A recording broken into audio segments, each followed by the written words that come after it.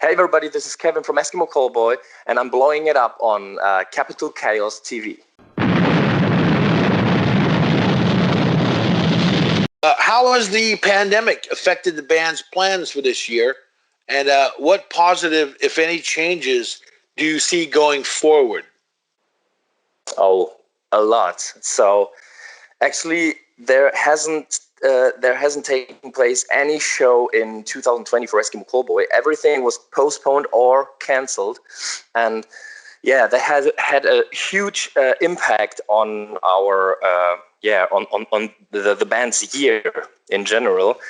On the one hand, we couldn't play any shows, of course, and we couldn't play live for our fans out there. But on the other hand, we had a lot of time to write new songs and new music. And that was the good part about it. We didn't feel rushed at all. So we had the time. There was no schedule telling us to leave home for another festival or another tour. So we were pretty relaxed in our studio back home, and we couldn't give ourselves totally to the music. And that was a feeling that we didn't feel for many years. And that was good. But of course, not only for Eskimo Callboy, but for any other band out there that makes music for a living, the financial situation is getting worse and worse for us. Because when you call music your job, you rely on your incomes, and if they are not existent, you can't pay your rent and pay your car, whatever. So we try to hold our heads above the water by having cooperations with brands. For example, we're going to play some little shows in the gardens of our fan. Cooperation with a beer brand here in Germany, which is a cool solution for this situation we're in. Or we try to create some more YouTube or as we are doing right now, shoot some more videos for upcoming singles. So that's what we're going to do. And for the future, the big problem is that nobody can know what's going to happen next. So it feels like everybody's trying to foresee what's going to happen in the future, but there is coming another wave or not. Are you forced to stay at home, or will you be able to go out again? And nobody really knows. And to make plans of tours or whatever is always a little bit risky, let's say. How have you adjusted to mask wearing and social distancing? And have you participated in any uprisings, protests, window smashing? Have you ever been tear gassed? No. So that's a weird question for Germany, because here in Germany, it's everybody, they go out on the streets, but even if they're freaking out, it keeps a little bit quieter, I think. I mean, we have police coming out and keeping everybody together, that nothing wrong happens, but people are complaining about what we're forced to do at the moment. For example, wearing masks or keep social distancing. But the thing is, it's for the good of all of us, because if some people out there think they can do whatever they want, they're gonna have an effect on all of us, and it's gonna last longer than it does with wearing mask and following all the rules, And this is a very strange situation for us at the moment to wear a mask everywhere. You can't see the mimic and gestures of people good enough. You can't see any smiles in the supermarket. You just see eyes, and that's feeling weird for us. But we're not getting involved in political movements, as we are not exactly a political band. So sure. We can have our opinions on those matters, but we don't make it the band's job to bring those forward, you know. How did you first get into music? Is there a particular type of music like turbo folk or country that you just can't grasp? Oh, as a general music lover, I wouldn't say there is any kind of music that I totally dislike, because I can like every style of music for its art. You know what I mean? Like, Sure. I can, even if there's music I don't really like, I can see if it's well made or not. So I'm pretty open-minded when it comes to music. Of course, I started with rock music. My father brought me those LPs back in the days, and when I was a young boy, I was listening music over his players, and that was a weird feeling for me, because I couldn't understand any lyrics, but just listening to the music, and I always decided over the cover of the LP. So that was a big point for me when I was young.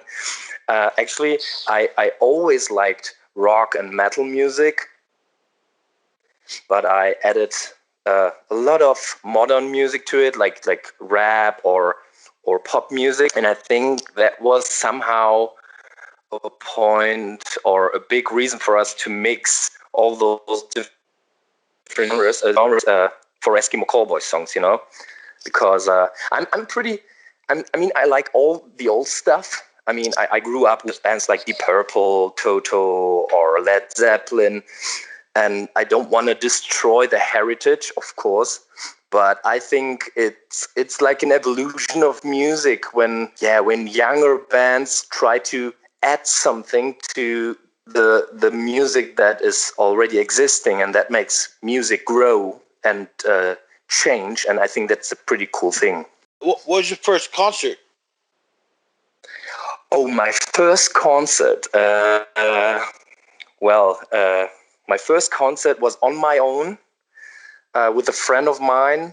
It was Slipknot here in Germany, in Essen, and I think it was the Iowa tour. That was my first big concert I went to, and yeah, a feeling that I won't ever forget, because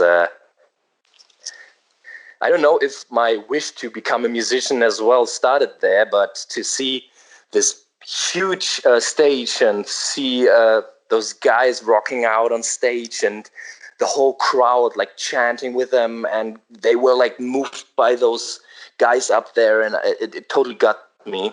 And this is a funny story, because sometimes after 10 years of making music with Eskimo Callboy, sometimes everything gets normal, you know. And when I'm standing on the stages of Wacken in front of 50,000 people, I have to remind myself how I thought about those situations as a young boy. You know what I mean? Like when you get older, a lot of things get just normal for you, and you get used to it. And I always want to remind myself of that chance we got to play up there on the stages, and to be in the position we're in. You want to remind yourself how special it all is. Absolutely.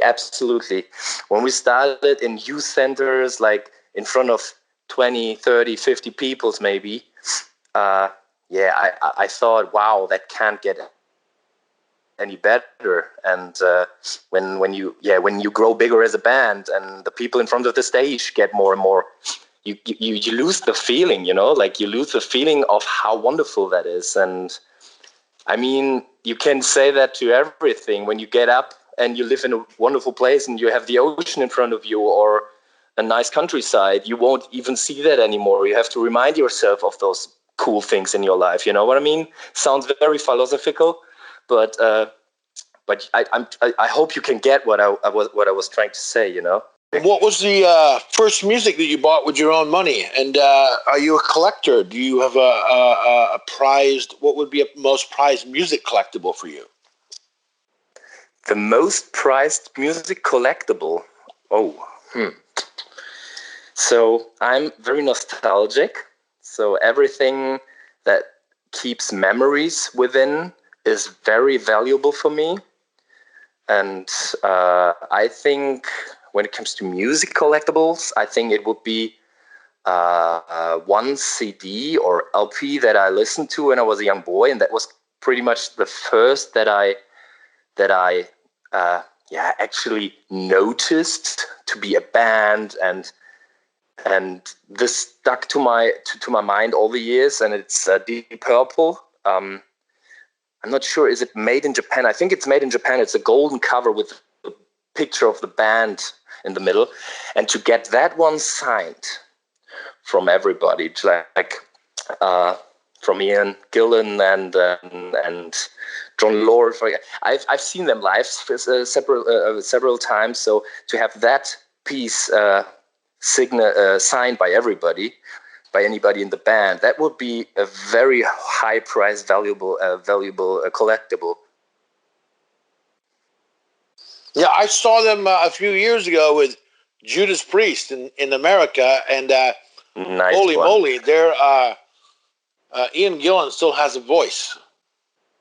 Absolutely. I've seen them on a festival a couple of years ago at Wacken here in Germany, and of course he's getting older and he has to take his time during the set and like chill out for a second, and then he continues.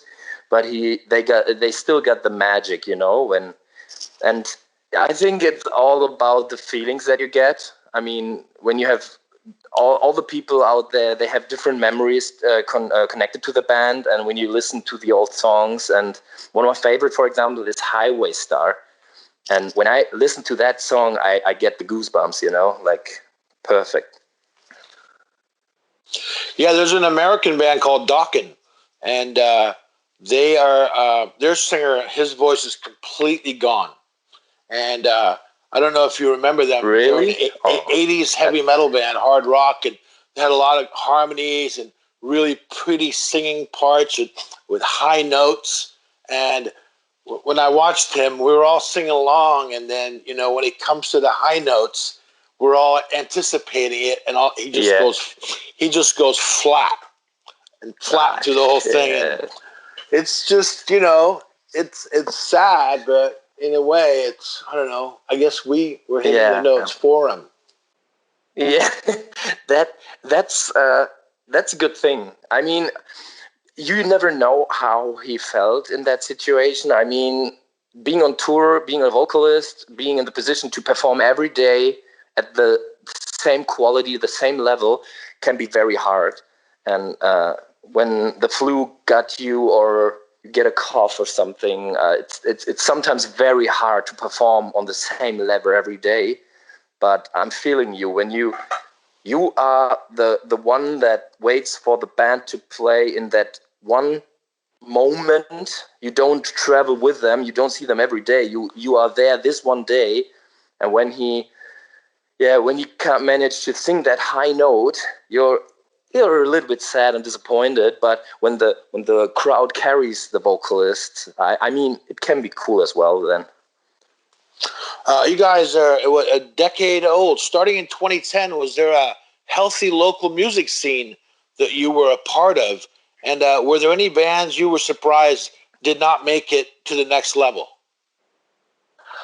Oh, yes. I mean, when we started back in 2010, there was in the area, I have to tell you, the area where we live, there is popular for a lot of cities very close to each other, located very close to each other. So there were a lot of bands, like really small bands, playing in youth centers that supported each other. You arranged a show and you invited all your band friends, and they did it vice versa. And it was a good connection and a healthy music culture back then. And I remember that it was way more friendly than it is right now. I mean, today, with all the possibilities of the internet, like with YouTube and whatever, everybody tries to outrun each other, like they always try to beat each other, and they are not playing the music hand in hand. They're like, everybody's like enemies. I wouldn't say enemies, but not so friendly anymore, and that's a little bit sad for me. But there are a lot of bands that came all the way with us, and unfortunately, a lot of them aren't there anymore. But some German bands are still there, and we're still playing shows with them. And I'm not sure if you know them over in the United States, but Caliban, for example, is a big metalcore band here in Germany. Heaven Shall Burn, for example, and just to name a few. And they're still rocking, and they're still doing their thing. You go to where your audience is. Okay, got it. Yes, of course. And it's not only a matter of fulfilling the wishes of your fans. It's also a matter of it's your job, and you go where the people want to listen to you. And for example, and it's really funny because what you're telling me, I noticed that as well. That sometimes bands are popular in one country and not even their home country. They don't even know them, and in other countries they're getting bigger and bigger. I mean, Scorpions, for example, have been big in Germany, of course, but I'm not sure, but I think they got even bigger in Russia and overseas, and that it's or for example, Rammstein is huge here in Germany, but they're also huge in the United States and in Russia, and it's sometimes very surprising. And for us, it's a big market is Russia, and sometimes it comes. I mean, you can't really compare music to fashion. I mean, there's always a trend, and Germany is not known for being very trendy. So sometimes I get the feeling that America or the United Kingdom wouldn't look for what's going on in Germany. You know what I mean? Like UK would look over to the United States to see what bands are big, and they get somehow influenced a little bit. But Germany is always a country where it's pretty hard to get recognized by other bigger countries than the UK and the United States. But we're trying our best. We have the internet, and we're trying to do cool stuff on YouTube and get more popular over there. And maybe it works. Talk a little bit about losing a singer and gaining a new one this year. Yeah. So you already know. Yeah, we I don't know how to say it. Sushi, our old singer, he left us. We decided not to continue our work together, and excuse me, just quick. Okay, as in some relationships, you always have that point where you can't go on as it was before. So we didn't take this decision very lightly, but we couldn't work together anymore. It was not about friendship. It was more that we had different opinions about nearly everything. So we had to decide whether to go on separately or putting the band at risk. So or our passion for music, because nobody wanted to go to the studio anymore. You didn't feel comfortable because you knew when you would enter the studio and you would work together, there would be a disagreement in about a second, and that made us all not want to go on with our music at some point. And then there was a point when we said, it's over, we can't do that anymore. But we're very happy, and this has been like 8 months ago, a little bit more, I guess. And we're very happy to already have Nico in our band. And we have started writing new songs, as I told you before, for a couple of months now. And what should I say? The way of working together feels absolutely perfect. It's not alone, but it's one reason why we brought out. Oh, we're gonna bring out a new EP and not a whole album because we can't wait to bring out new music. It's like back in 2010, you love to work, you love to go to the studio, you don't want to leave early. You stay home there, have a drink together, and talk about the music, try out new stuff. It's very good again, and yeah, we're about to drop our third single before we release our new EP called MMXX, and yeah, it feels good again to make music, and I'm pretty sure the people feel that too. That's wonderful. The new EP is, like you said, it's 2020. 6 songs. Do you have a current favorite on it? And how do you explain the success of Hypa Hypa? Almost 5 million YouTube views in 2 months. My favorite, I couldn't name a favorite song of that EP. So actually, it's 2 old re-recorded songs of our 2010 EP that we brought out, and then there is 1 acoustic song from our old record Rehab that we put together in a very cool acoustic version together with Nico. And then there are Hyper Hyper, of course, Hate Love, our last single, and the one that's still to be brought out, MC Thunder 2, Part 2. That's the video that we're shooting at the moment here in Berlin. And my favorite is hard to say because every song is so different. I think I'm a fan. I'm a big fan of Hyper Hyper, of course, because it's the pure energy, the pure. Yeah, I would say this is exactly what makes Eskimo Callboy special, to connect electronic music with metal, with hard riff, with breakdowns, with screams, growls, and still have a catchy sing-along chorus. But also, when it comes a little bit more softer around the corner is Hate Love. It's more a song that I would make my parents, because they don't like the screaming at all. So it's better for them. And the ones that yet to come is MC Thunder Part 2. And this is actually the sequel to our single MC Thunder from 2017. It's one of our favorites and the people's favorites.